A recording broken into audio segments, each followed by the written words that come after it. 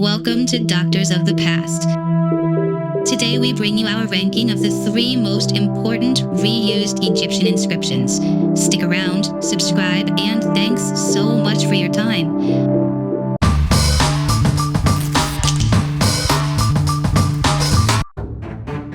Coming in at number 3, we have the Shabaka Stone.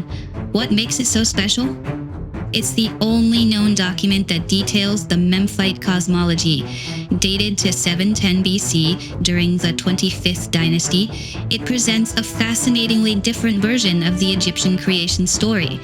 Unlike the more famous Heliopolis account, here, the creator of everything is the god Ptah. It is he who brings his thoughts into being simply by speaking them into existence.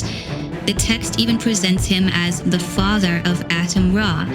In a bizarre twist of fate, this monumental epigraphic record was later repurposed as a common grindstone for flour until it was finally acquired by the British Museum. This harsh new life inflicted severe damage upon the ancient text.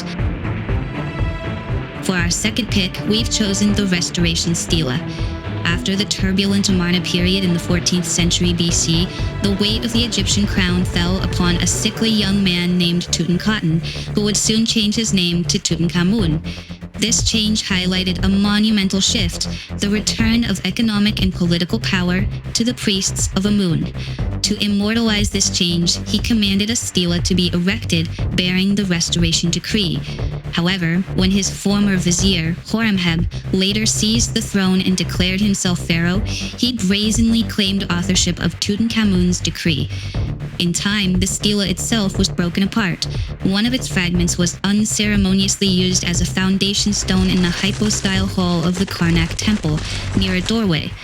A second fragment, discovered in 1940, has since vanished, and its whereabouts remain unknown today.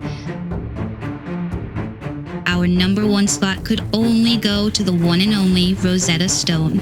This world-changing artifact was simply part of a wall, possibly from the medieval period, when French soldiers stumbled upon it during Napoleon's invasion in 1799 in the town of El-Rashid. The stone contained a decree from 196 BC, but its true power lay in its format. It was an official trilingual document inscribed in Demotic, Greek, and hieroglyphics. The text of the decree itself is far less important than what it made possible.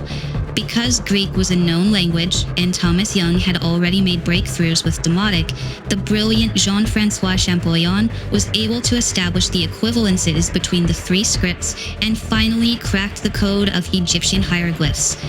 And that's your dose for today. If you enjoyed this, check out our channel for more tablets of the past, or wait for next week's episode.